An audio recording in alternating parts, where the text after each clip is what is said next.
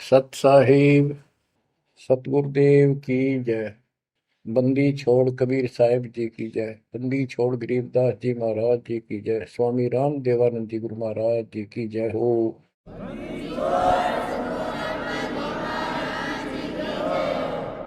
सर्व संतों की जय, सर्व भक्तों की जय, धर्मी पुरुषों की जय।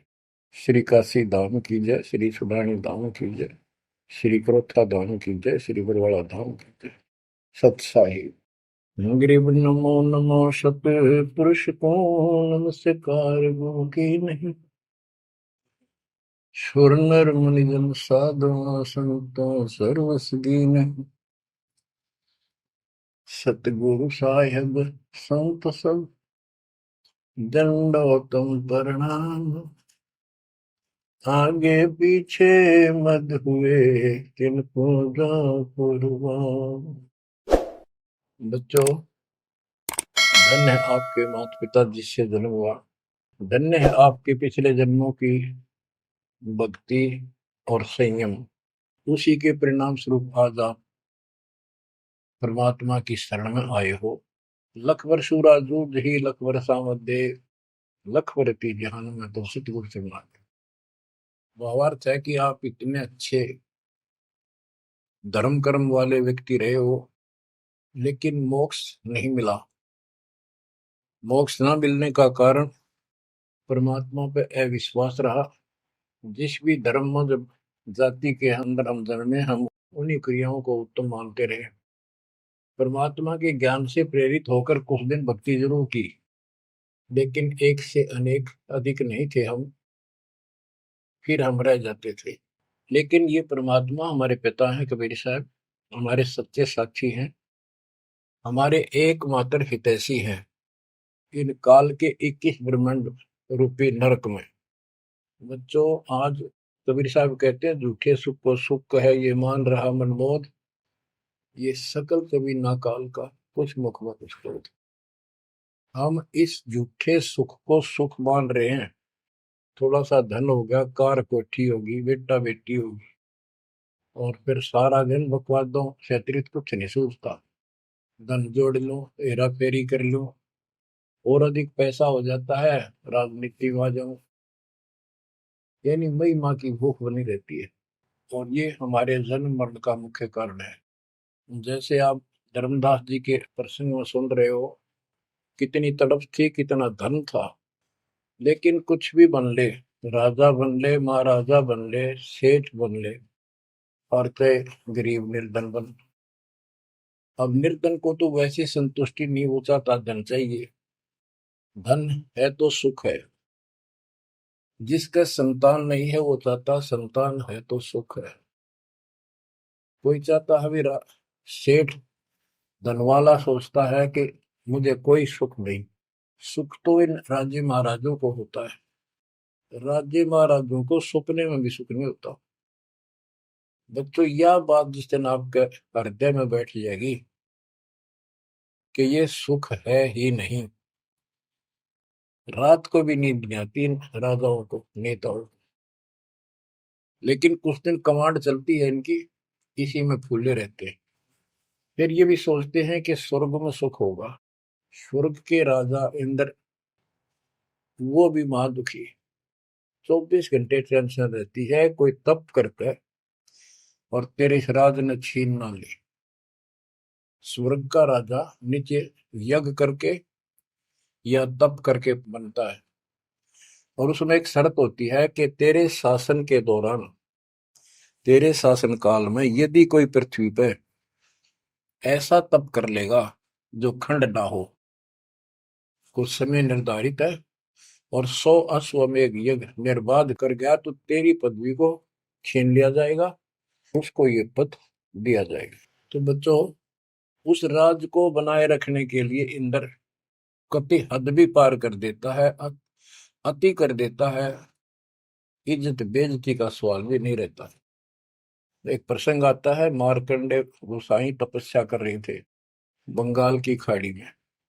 इंद्र को पता चला कि एक साधक मार्कंडे बहुत जबरदस्त तप कर रहा है, और कुछ दिनों में उसका तप संपूर्ण होने वाला है। और तेरी गद्दी जाएगी। उसने अपने देवता गुप्त रूप में गुप्तचर छोड़े होते हैं। इंद्र ने अपनी पत्नी भेजी उसका धर्म खंड करने के लिए। कति अंत हो जाता है आदमी जब अपनी पत्नी को परपुरुष के पास भेजता है, यहाँ कति गिरावट की अंत आ जाता है। इतना जलील होना पड़ता है इस राज्य को बनाए रखने में, और वो भी हार जाती है। फिर इंद्र जाता है। ये लंबी कथा है, फिर कभी बताएंगे। मार्कंडे ऋषि इंद्र की पदवी को टारगेट करके तप नहीं कर रहा था। ये ऋषि क्या करते रहते हैं, ओम नाम का जाप करते हैं और तप, ये दोनों करते हैं। तप तो इन्होंने ब्रह्मा जी से लिया। ब्रह्मा जी कमल के फूल पर बैठे थे। जब वो होश में आए, कमल जल पे होता कमल का फूल, सब जगह जल ही जल था। आकाशवाणी हुई कि तप करो। यह आकाशवाणी उसने भगवान की मानी। 1000 वर्ष तप किया। फिर आकाशवाणी हुई सृष्टि रचो, यानी जीव उत्पत्ति करो। तो कहने का भाव ये है बच्चों, फिर बाद में इनको वेद मिले, ब्रह्मा ने वेद पढ़े। ये सारे ब्राह्मण ब्रह्मा की संतान है। इनका सबका गुरु ब्रह्मा जी है। ब्रह्मा जी ने इनको बताया ओम नाम का जाप वेद में लिखा है। बच्चों, ब्रह्मा जी ने वेदों को पढ़ा। उसमें यजुर्वेद अध्याय 40 मंत्र 15 में ओम नाम है। चारों वेदों में कहीं और दूसरा नाम नहीं, ना दोबारा ओम नाम का जिक्र है। तो इन्होंने ओम नाम तो वेदों से ले लिया और तब आकाशवाणी मान ली भगवान की ब्रह्मा जी ने। तो उसी ऋषियों ने उसी आधार पर साधना की। मार्कंडे भी वही डले ढो रहा था। उसको इतना जरूर पता था कि इंद्र का राज एक अन्य गानी ओम के जाप से ब्रह्मलोक प्राप्ति होती है। तो वो ओम नाम का जाप करता था, उधर से वो तप भी करता था। ओम नाम के जाप से ब्रह्म लोक प्राप्त होता है। गीता अध्याय 8 श्लोक 13 में गीता बोलने वाला प्रभु कहता है, ओम इति एक अक्षरम ब्रह्म विवहारं मां मनुसमरण ये पर्याति पदम देहम स याति परमाम गतिम। मुझ ब्रह्म का केवल एक ओम नाम है, जो इसका अंतिम सांस तक भक्ति करते हुए शरीर छोड़ के जाता है, वो ओम नाम से मिलने वाली परम गति यानी ब्रह्मलोक को प्राप्त होता है। ब्रह्मलोक प्राप्त होता है, ये कहाँ प्रमाण है? श्री देवी महापुराण 6ठे अध्याय में श्री देवी जी दुर्गा जी राजा हिमालय को बताती है। राजा हिमालय कहता है जी मुझे मोक्ष मार्ग बताओ। वो देवी का परम भगत था। देवी ने राजा हिमालय को बताया कि ओम नाम का जाप कर, इससे ब्रह्म की प्राप्ति होगी। दिव्य आकाश रूपी ब्रह्म लोक में रहता है। इति सिद्धम, ओम नाम के जाप से ब्रह्म लोक प्राप्ति है। गीता अध्याय 8 श्लोक 16 में लिखा है कि ब्रह्म लोक में गए साधक भी पुनरावृत्ति के अंदर है, दोबारा जन्म मृत्यु में आते हैं।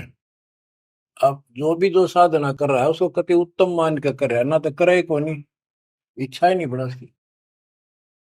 बताओ, इनको ये नहीं बता तुम कर के रहे हो, इसका प्रतिफल क्या हो। एक कथा सुनाऊं, छोटा सा चुटकुला, सच्चाई है, चुटकुला नहीं। उदाहरण, दास के पास एक बहन अपनी दूसरी बहन को लेके आई। उसका पति शराब पिया करता और रोज पीटे, झगड़ा रखे। तो जो लेके आई थी उसका पति भी इतना नालायक था। परमात्मा ने दया करी, वो सुधर गया और तगड़ी भक्ति करने लग गया, खूब सुधर गया, चर्चा होगी गांव में। तो वो बहन बोली जी मैं तो अपनी बहन को देख के आई हूँ, इसके तो सारे सुख हो गए। मैं बेटी आपके भी हो गए, आपको ये हमारी मर्यादा का पालन करना पड़ेगा। वह बोली जी मैं ये व्रत ना छोड़ दूं, 16 शुक्रवार के व्रत करती हूँ। 16 शुक्रवार के व्रत करने हैं, वे तो 5-6 हुए हैं मेरे। मैं बोला हमारा नाम लेना बेटी, वो सब त्यागने पड़ेंगे। ये व्रत रखती किस उद्देश्य से है, कि लाभ होगा आपको। फिर पता लगा, बताई थी किसी ने, अब तेरा पति शराब छोड़ देगा। मैं बोला पहले 16 शुक्रवार व्रत के प्रतिफल बताऊं के उसे, इसका लाभ क्या है। ये आन उपासना, ये डले ढोने वाले क्या बताते हैं कि एक बहन का पति परदेश में गया था और वो 2-3-4 साल तक आया नहीं। उसने किसी ज्योतिषियों से दिखाया, पतरे हाथ दिखाए, किसी ने बता दिया कि तेरा पति तुझे भूल चुका है, तेरी याद नहीं रही है, माता संतोषी के व्रत रख 16, तेरा पति वापस आ जाएगा। उसने व्रत रखने शुरू किए, शुक्रवार के 16वें दिन, 16वें व्रत वाले दिन वापस आ गया। ये है इसका फल। और मैं बोला तेरा पति रोज आवे रोज कूटे, गड्ढेगी तू इस बता के, फूकेगी इन बर्ता, बुद्धि कान रखेगी तुम्हारी, तंते रखना नहीं चाहिए, 2-4 दिन ना हो तो बढ़िया, पिटाई देना हुआ। कहने का भाव यह बच्चों, इन गुरुआ गांव बिगाड़े संतो गुरुआ गांव बिगाड़े, ऐसे कर्म जीव का लागिए कीव जड़े नहीं जाड़े। तो मार्कंडे ऋषि इंद्र से कहता है, इंद्र तू इंद्र की पदवी छोड़ दे, अगले जन्म में गधा बनेगा। इंद्र कहता जी फेर की फेर देखी जाएगी, तो मौज करने दो। बता, हमारी बुद्धि यहाँ तक सेट हो चुकी है, फेर के देख पास तो कुमार देखेगा, कड़म मारेगा लठ, 2.5 मिनट का धरेगा सामान कमर पे। मार्कंडे ऋषि उसको कहता तू मेरे वाली साधना कर ले, तुझे ब्रह्म लोक पहुंचा दूंगा। बच्चों, वो कहते हैं ना, बेड की लात गुडने तले तले, ये कहीं जा लो, इनका ये इतना ज्ञान है, इतनी इनकी अंतिम भक्ति है। अब प्रसंग चल रहा है धर्मदास जी का। ये जड़े धर्मदास जी ने खूब डो लिए थे, और जब आंख खुली, ओए होए होए, अब परमात्मा उनको छोड़कर चले गए, दोनों पति पत्नी देखते ही रह गए, आंखों में आंसू टपक रहे थे। ओझल हो गए भगवान जब गली से अंदर आए, रागा खूब रोए अंदर बैठ के, ताकि पता नहीं आऊंगे ना ये गांव नाम बता के, ये भी कमाल हो गया। परमात्मा कराते आए तो धर्मदास जी ने बोले खुशी मनाई, शरण पकड़ के बहुत कुछ प्रश्न उत्तर किए। आखिर में कहने लगे धर्मदास जी, हे प्रभु अवगत कला तुम्हारी, हम है कीट जीव वे बिचारी, सत्य लोग तुम वर्ण सुनावा, शोभा पुरुष अनसन सत भावा। हे परमात्मा, आपने सतलोक बताया, आपने परमात्मा की शोभा बताई, रहने वाले हंसों का भी बड़ा गजब का सुख बताया, कैसे न देश राज वह आही, चित इच्छा प्रभु देखन ताई। कि वो कैसा देश है, कैसा लोक है, मेरा मन करता है उसमें देखो। परमात्मा बोले धर्मदास ये निर्घनी काया, निर्घनी ये बेकार, इसमें डंगा भरा पड़ा, काम क्रोध लोभ विष्टा थूक ब्लड टट्टी पेशाब, इसमें कैसे दर्शन होगा उस भगवान के। मैं जो बताता हूं तू ऐसे भक्ति शुरू कर दे, और जब शरीर छोड़ के जाएगा तो आपको परमात्मा के दर्शन हो जाएंगे। वहां सतलोक भी देखिए, वहां सारे अपने बहन भाइयों में खुशी करे ना। धर्मदास ये निर्गनिकाया, ये तन पुरुष दर्श के में पाया, इस तन में भगवान कैसे दिखेगा। तन ठीक का जब पूरा हो भाई, सतलोक तो देखो जाए। जब ये तेरा शरीर का समय पूरा हो जाएगा जीवन, फिर इसको छोड़ के सतलोक देख लिए जाके। धर्मदास के चरण हो रहा, हे प्रभु दर्शा मिटाहो मोरा, शरण टेक प्रभु विनय हो ही, पुरुष दर्श बिन कल नहीं मोही। दोनों चरण पकड़ के धर्मदास ने बोला, ये भगवान एक में दिखा दो, मेरी यह भगवान के दर्शन की प्यास मिटा दो, उसके दर्शन बिना मुझे एक पल भी चैन नहीं होगी। परमात्मा बोले, भाई मैं ही हूँ प्रभु, सारी सृष्टि का मालिक मैं हूँ, मैं आपका गुरु हूँ। दीक्षा दी धर्मदास जी को फिर, मैं आपका गुरु हूँ, मैं आपका भगवान हूँ, मैं सतपुरुष हूँ, और मेरा ही नाम कबीर है। लेकिन उसके आवाज समझ में नहीं आई, और बार बार यही कहने लगा, भगवान के दर्शन करा दे, भगवान के दर्शन करा दो। जब मेरी आत्मा मानने गई, बच्चों विचार करो, पहले हम किसी की भी भक्ति शुरू कर दी, राम की, कृष्ण की, शंकर भगवान की, विष्णु भगवान की, किसी की भी, और सब स्वर्ग बताया करते, कदे मैं का अगला स्वर्ग दिखाओ हमने जब मानूंगा। पर जब ठीक ठिकाना आता है, ये मन अड़ियल घोड़े की तरह अड़का खड़ा हो जाता है। इसने केवल बकवाद करवानी, अच्छे राह पर लगते समय सौ बाधा पैदा करता है। ये मन अड़ रहा था। गुप्त भय प्रभु अविगत ताता, धर्मदास मुख आवन बाता। जब इतनी जिद करी परमात्मा अंतर ध्यान हो गया और धर्मदास मुंह खोले रह गया, ना हाँ करे ना बोले, या के बनी क्या कहने लगा, मैं मतिहीन कुमती मोह लागा, मोह सम कौन है जग में भागा, मैं मूर्ख प्रतीत न कीना, अस साहिब के मैं नहीं चीने। अब कौन विधि दर्शन पाऊं, दर्शन बिना मैं प्राण गवाऊं, चरणोदक बिन करुण अग्रासा, तदों शरीर कह धर्मदासा।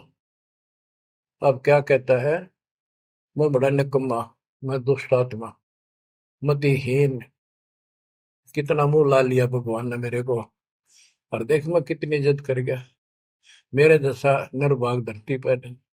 मैं मूर्ख, मैंने भगवान पर विश्वास नहीं किया, फिर वो बुरी तरह, इस मन की या गंदी आदत है।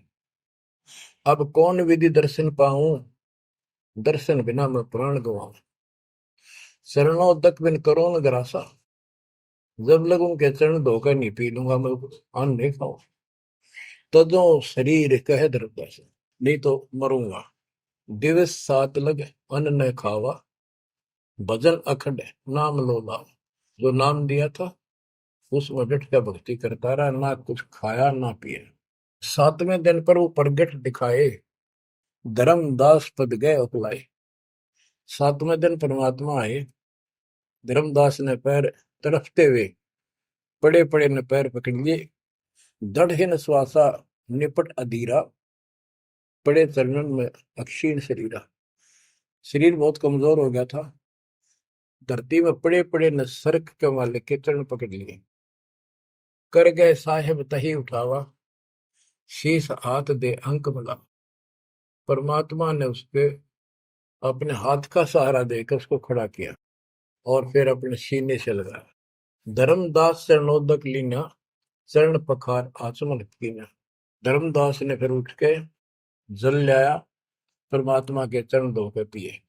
परमात्मा बोले, हे धर्मदास, प्रसाद कुछ पाओ, कुछ खा लो, कर प्रसाद तो मुंह पे आओ, मेरे पास आओ फिर तो, और फिर मैं तुझे सारा ज्ञान बताऊंगा। तो धर्मदास ने जल्दी जल्दी कुछ खाया, उसका ये टेंशन थी कि चले ना जा। थोड़ा बहुत खाया, पानी पीकर पटदे से आगे बैठ गया। धर्मदास का शरनाई सुन प्रभु अगर अपार, 7 दिवस कहाँ रहे, कौन देश पगडार। तो परमात्मा से पूछने लगा है, भगवान आप कहाँ रहे, कैसे कैसे रहे, कहाँ गए। फिर उसी बात पर आकर गया, हे प्रभु चिंता गण करो मोरा, पुरुष दर्श देव करो निहोरा। हे प्रभु चिंता गण गौ मोरा, पुरुष दर्श दिखाओ करूं निहोरा। मैं हाथ जोड़ूं, आपके निहोरे निकालूं, मुझे भगवान के दर्शन दिखा दे। परमात्मा कहते, धर्मदास ये हट का कर हो, मानो शब्द शीश पर धर हो। मैं तो कहूँ वो मान ले तू, हमरे गहे पुरुष पे जय है, बिना गहे वो हजार न पे। अब मेरे नाम को तू ठीक से जप, मैं मिल गया, गुरु के बिना उस भगवान की प्राप्ति नहीं हो सकती। हमसो पुरुष ऐसा आही, जल तरंग जल अंतर नाही। कि भगवान मेरे में इतना अंतर समझ ले, इतना भी अंतर नहीं है। जैसे समुद्र से लहरें उठती है, लहर और जल अलग नहीं होता। बच्चों, धर्मदास जी को खूब समझाने की चेष्टा की कि हमरी सूरत गहो चितलाई, तभी पुरुष पतन, मेरे को भगवान रूप समझो, तब मालिक की प्राप्ति होगी। शेष हृदय प्रतीत अस आने, गुरु और पुरुष भिन्न नहीं जाने। गुरु और परमात्मा को अलग नहीं समझा है, तो शिष्य में ऐसी श्रद्धा होनी चाहिए। जब लो चित असरीति ने आवे, जब लग ऐसा भाव नहीं होगा, तब लग जीव लोक नहीं सतावे। धर्मदास चित बहु सकाने, चरण टेक वो विनती ठाने। सारा कुछ कह लिया भगवान ने, पर उसने अपनी बात को ऊपर रखा। परमात्मा भी चाहते थे कि मैं एक अपना आई विटनेस तैयार करूं। हे प्रभु सत कहो तो पाही, तुम ते कुछ तुस्ताई नहीं, मोरे तुम पुरुष हो स्वामी, यम त छुड़ाओ अंतर्यामी। हो प्रभु वर्णव लोक की शोभा, ताते आदि मोर मन लोभा। आपने इतना सुंदर लोक बताया, वहां के इतने सुख बताए, तो इसलिए मैं देखना चाहता हूँ। तब लीला बहुत हम देखा, आपके चमत्कार मैंने बहुत देख लिए। पुरुष दर्श बिन रह ये रेखा, भगवान के दर्शन नहीं कर लूंगा इतना मेरे मन का दोष निकले नहीं। जो किंकर पर हो दयाला, तो छिन में होएगा पुरसाला। कि मेरे दिल का कांटा जब निकलेगा, जब आप यह दया कर दोगे। तब परमात्मा ने कहा, धर्मदास ठीक है चलो। बच्चों उस समय परमात्मा कबीर जी और धर्मदास अकेले उसके एक बगीची सी थी उसमें थे, दोनों ही जने थे। धर्मदास जी की आत्मा को लेके परमात्मा ऊपर चले गए। पीछे से लोगों ने देखा, घर वालों ने जाके देखा, धर्मदास आया नहीं, क्या हो गया। वो बेहोश पड़ा, जैसे कोमा में होता है, मरा नहीं। 3 दिन तक ऐसा रहा। मालिक को ऊपर लेके गया। धर्मनी जो ऐसो चित के ना, तन तद चल लोक प्रवीणा। छोड़ इस शरीर को, चल मेरे साथ। राखो तन गौण ले हंसा, ता पहुंचे जा काल ही संसा। क्षण एक में पहुंचे जाई, अवगत लीला लखे को पाई।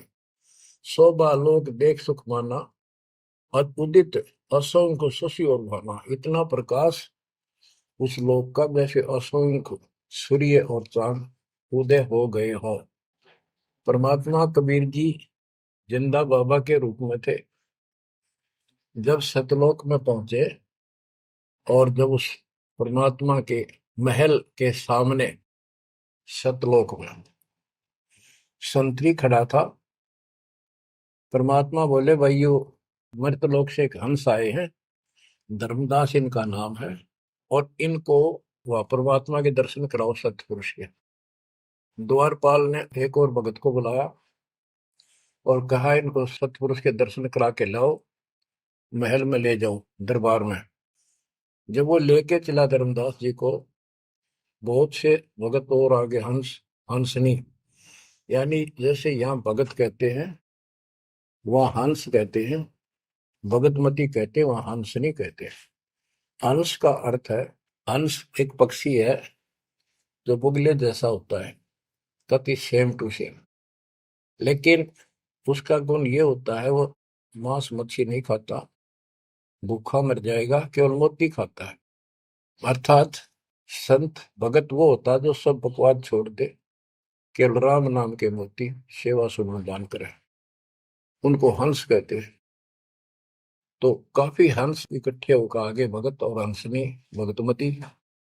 बच्चों जैसे दास बताता रहता है, जो बच्चे स्कूल में सुख लेना चाहते हैं और वहां बकवादों में लगे रहते हैं, वो सदा दुखी होते हैं। अपनी पढ़ाई पूरी करके बढ़िया नौकरी मिल जाए, फिर नाचो गाओ, वहां सुख लो सारा। नाचने गाने का मतलब यहाँ पृथ्वी लोक पर रहना नहीं। भाव ये है कि जब आप सतलोक चले जाओ तो वहां मौज करियो सारी। यहाँ काहे का नाचना और कित का गाना, एक पलक में पता नहीं क्या हो जाए। तो जैसे सतलोक में दूसरे धर्म वाले कई कहते हैं, तो सतलोक की महिमा बताते हैं कि सतलोक में प्रकाश ही प्रकाश है, वहां और कुछ है ही नहीं। वो आत्मा उसमें ऐसे मिल जाती है जैसे बूंद समुद्र में।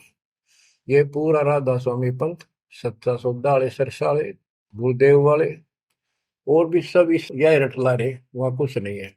और आंखों देखा धर्मदास क्या बताता है, वाणी पढ़ता हूँ, ये वैसे लिखी हुई है पुराने समय की, शुद्ध नहीं है इतनी, लेकिन अर्थ गजब का है इसका।